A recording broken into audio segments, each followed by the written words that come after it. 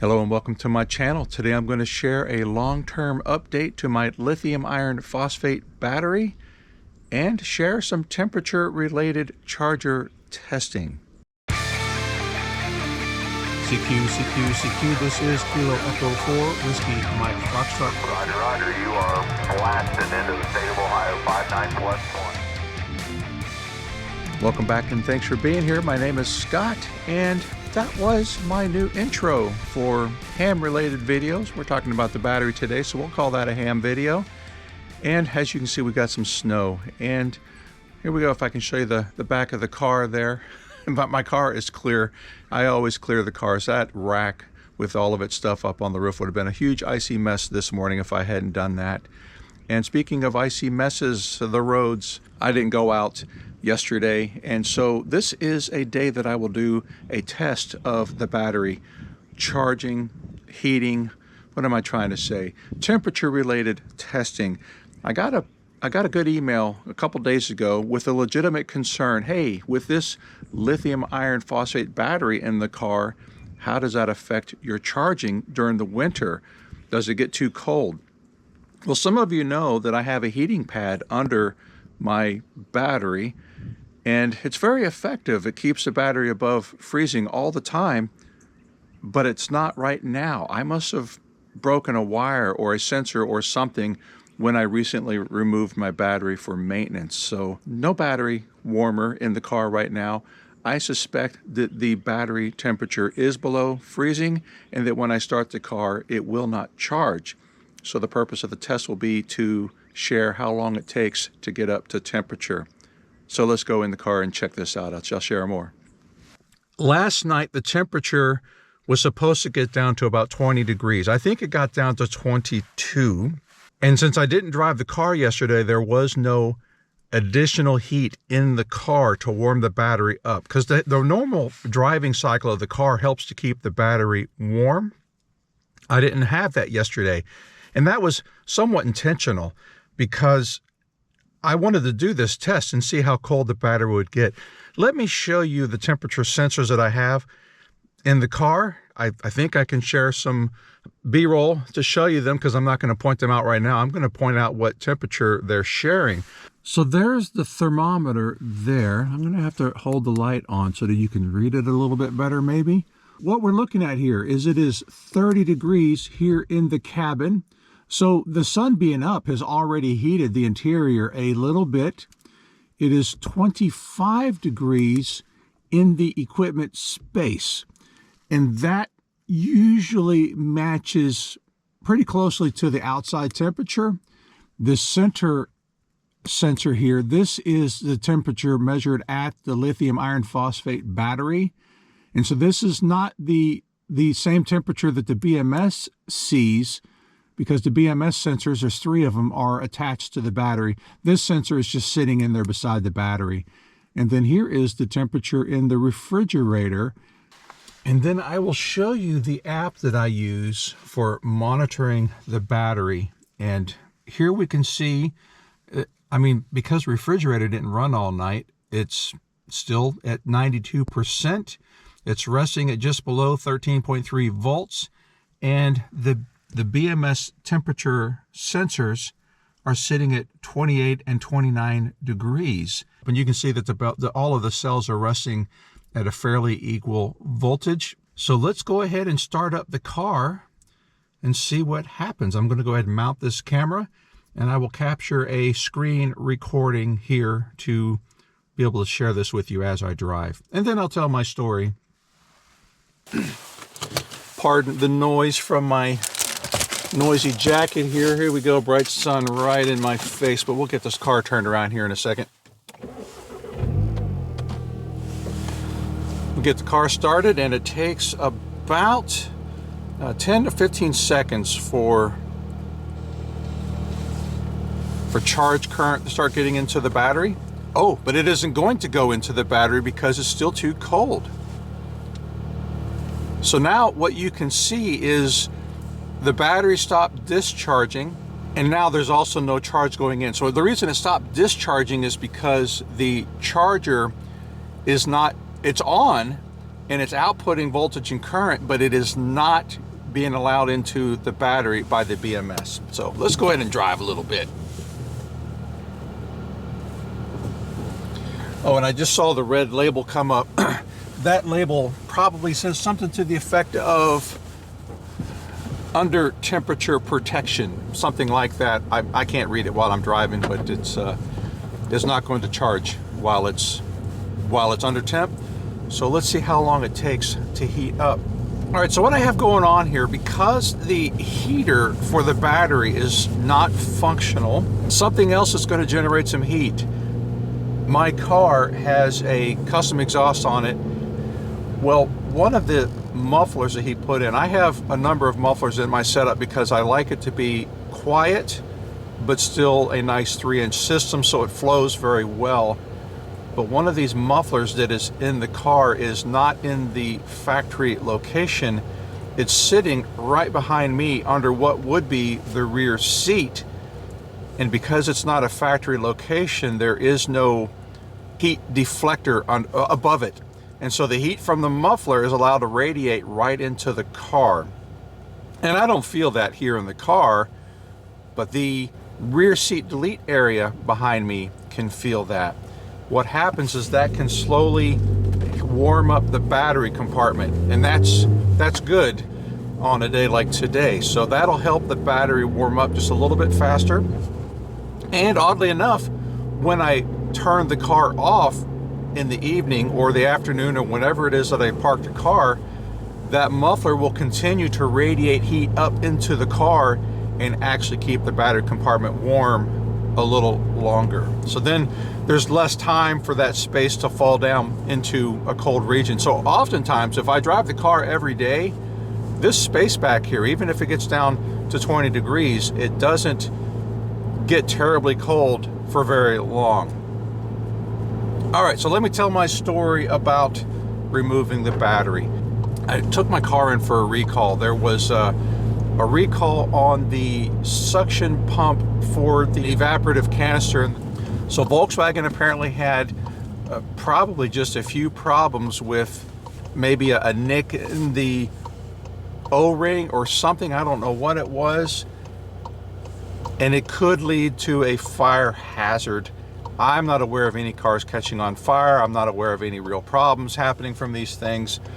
I was tempted to not do the recall at all, but I was hoping that it might also fix another minor problem that I had been experiencing.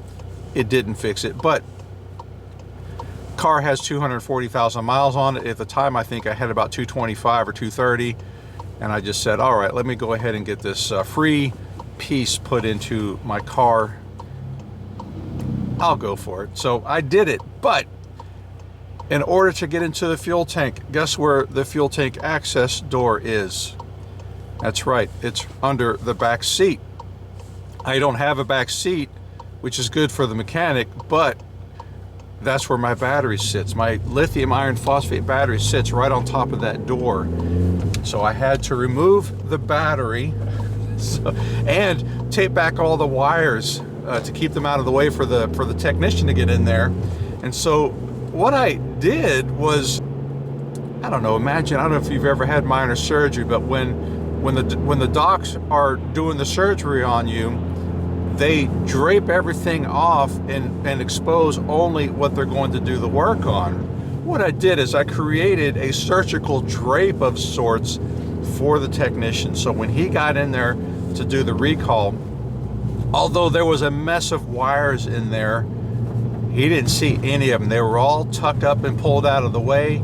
I had a bag down and in place, taped off, and everything was pulled back so that when he opened my back door, I even had the access panel open already. All he had to do was get in there and get to work, do the job, bam, he's done. And then while that battery was out, or as I was removing it, I should say, when I installed it, some of these circuits, they got installed as I built everything out. And I didn't label all the wires, and that sounds horrible, but it really kind of wasn't at the time, because I knew that the 10 amp fuse fed the refrigerator. The 20 amp fuse feeds the factory infotainment system, and the 30 amp fuse comes up to the front of the car. In short, every fuse in there, I knew where it went, and so therefore I knew where every wire went. Well, because I removed the battery and had to disconnect all of those wires and they were all loose, I needed them labeled so I knew where to put them back. So the good news is all of my wires are nice and cleanly labeled, and I went ahead and did some wiring upgrades as well. So once I wired everything properly for this big inverter that I have in the car, it's 3,000 watts, it's way too big. I might back it down to a 2,000 watt inverter at some point. But anyway, I wanted to upgrade all of those paths that that inverter can touch to 1/aught wire.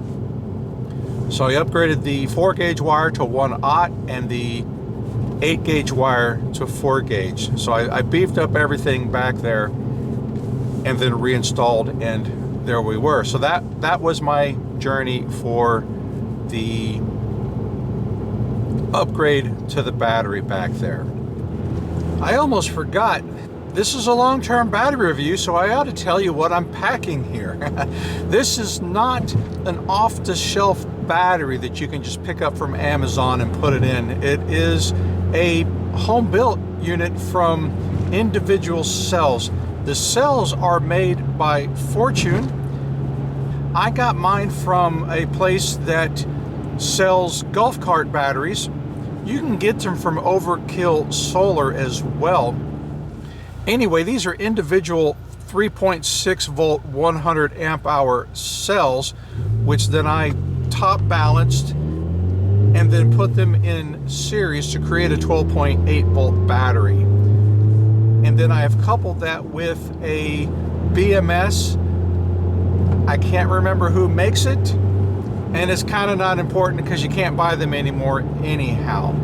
Overkill Solar is working on an interesting BMS that I may purchase and try out at some point. But the BMS that I currently have is good for, I think it's rated for 120 amps, and it doesn't fault out and go into a protective status until you reach or exceed 130 amps. So overall, I've been pretty pleased with the setup. I have wired everything to where it can, the wiring exceeds the capacity of my setup. So there you go. That is my battery setup. Every year, so I installed this battery in November of 2021, and I did a capacitance test on it, or capacity test on it, and it's a 100 amp hour battery, and it tested to 103 amp hours. So I was very pleased with that. The following year I tested it again, and it was, I think, at 100, 101, 99, I can't remember where it was, but it was within a satisfactory zone. The next year, the next year I didn't test it. I don't know why. Either that or I don't have record of it. I'm thinking it was 99 or 96, but I didn't document any of it, so I'm kind of calling it zero testing. So imagine my surprise in 2024 when I did that battery test, and it only came out to like 79 or 80%. So something was clearly wrong. Well, I had messed with some settings in the BMS software, and it's a combination of things going on here. One was I reduced the capacity of the battery because I was under the perception that if I enter a lower capacity battery into this BMS block, then that last 20% would be saved, right? So I only used 80% of the capacity, and I'm saving that other 20%. That's not really how this works. And then there was another thing going on. Oh, I had installed the new charger in the car. So this charger that I have now charges at 50 amps. Well, that's a lot of charging amps for, well, it's not too much charging amps, but it charges everything so fast that the BMS doesn't have an opportunity to balance the cells. So I had two things going on there. So I went in and put the full capacity of the battery back into the BMS. That way it was charging to full capacity.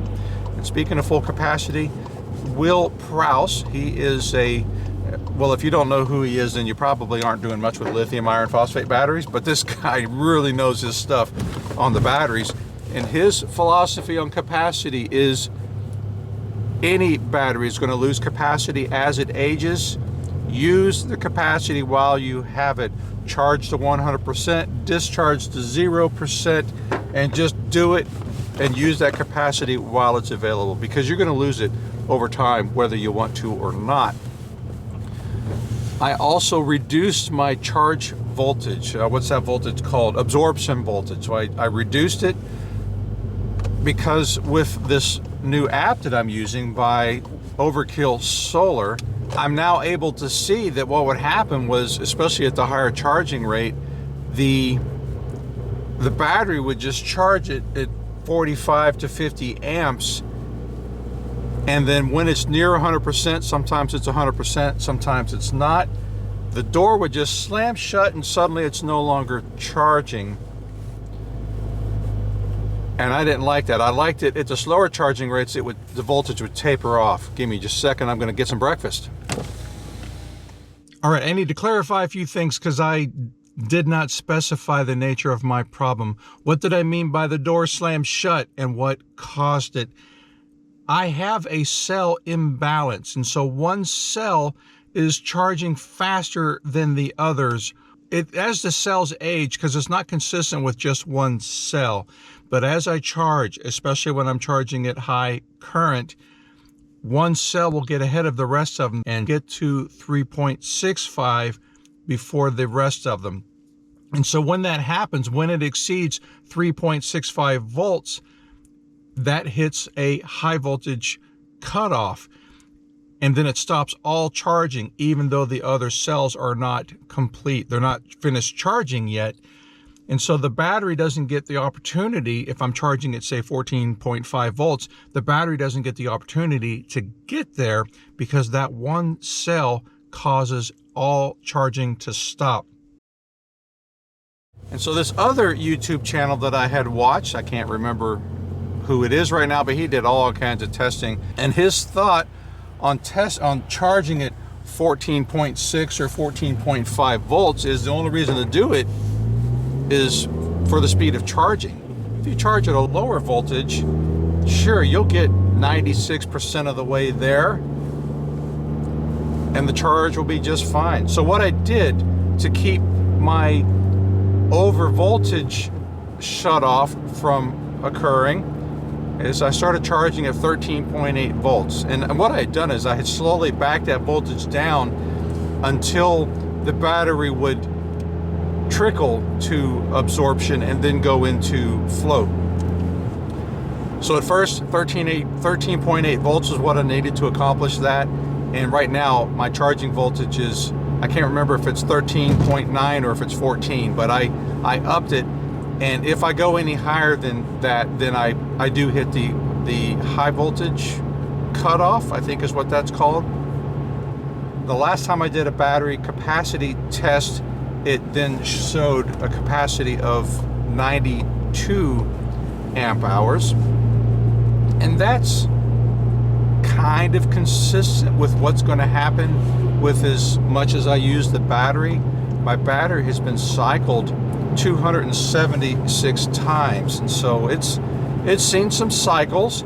And, well, because they're in a car that gets hot, the battery has seen some heat-related abuse. So that's, all of these are things that are going to reduce the capacity of the battery. So I don't know, I'll test it again after a year, nearly a year of charging at the lower voltage level, and we'll see how that looks. All right, so I have found a parking spot. I have been out and about for over 90 minutes. It's not quite 2 hours, but it's been a little while. The engine has been running continuously all that time, and it doesn't usually take this long for the battery to come up the temperature, but it's still not quite there. As you can see on my screenshot here, the BMS is at 45 degrees and the cells are hovering around 37 or 38 degrees. So my BMS is doing what it was programmed to do. It's waiting until 40 degrees. So I'm not going to take the camera down, but I'm going to tell you what this temperature sensor up here says. At one point, because I turn on the heat and I just let it blow until I feel warm, and then I turn it down. So at one point it was up to 76 degrees, and that's warm on a cold day. So now it is sitting at 67. That's about where I like it. Sometimes 70. The equipment space, I've had the radios running for a little while. I even talked on them for a little bit, and that generates heat. So they are up to 39 degrees. The space where the lithium iron phosphate battery is sitting at 55 degrees. These are all Fahrenheit. And then my refrigerator has climbed to 30 degrees. Still no running as far as I can tell. I can't hear because of the engine. So although the space where the BMS and the battery are sitting is at 55 degrees, the sensors are, well, one of them is within the BMS somewhere, if not just surface mounted. And then the sensors for the cells are actually taped to the top of the cells. The heat that's back there right now, some of it is from here inside the car, but I think more of it might be coming from the muffler that's back there underneath the space. Wow, I really messed that up. Let me try it again. When the car is driven every day, the battery compartment is warm. The muffler under the car radiates heat for a little while after the car has been shut off, and everything just stays warmer. And then the battery itself has retained a lot of heat because it is far more dense than air. And so even though the air temperature will eventually fall, maybe all the way to freezing, that doesn't mean that the battery will. It takes a lot longer for the battery to cool than the air. So for example, last night it was 25 degrees, just like it was yesterday. Yet when I came out, the space here in the car was, I don't know, it was a little more than 25 degrees because the sun is already starting to warm it up. So the car was in here was around 30. The battery compartment was still above 30 because it didn't even fall all the way down to below 30 degrees.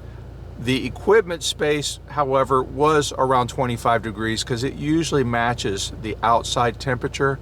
But the battery itself at the cells was 42 degrees at the BMS, and I think 40 degrees at each of the cell stacks. And that's how it is most of the time for me. And again, that's because of the density of the battery.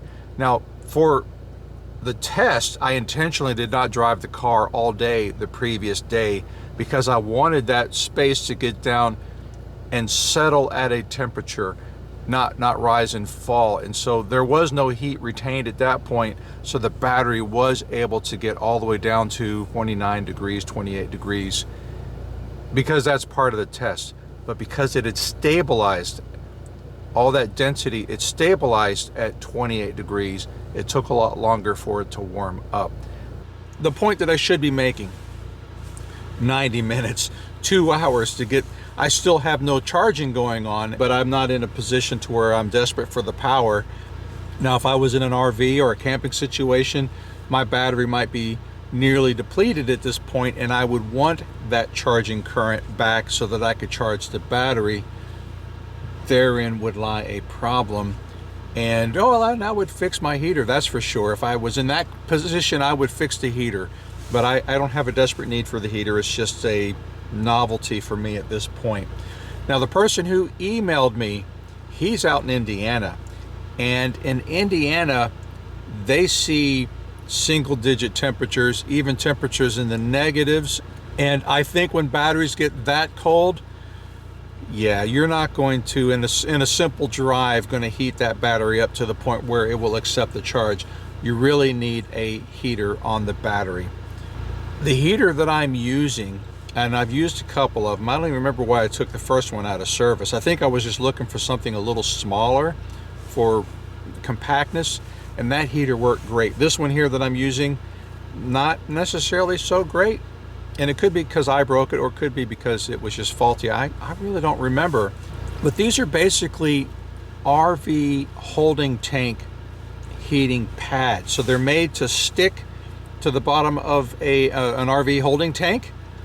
and then they turn on. This one is supposed to turn on at 37 degrees as the temperature drops down to 37 degrees, and then I guess it shuts off at some point, like at 45 degrees or so. The heating pad that I took off, and maybe this is why I did it, it turned on at 45 degrees and then didn't turn off until 65. And that's okay when you're on shore power with an RV, but I don't need that much heat in a system that runs off of the battery that it's trying to protect. But that one works so well, I may put it back into service, especially now that I've doubled my charge rate.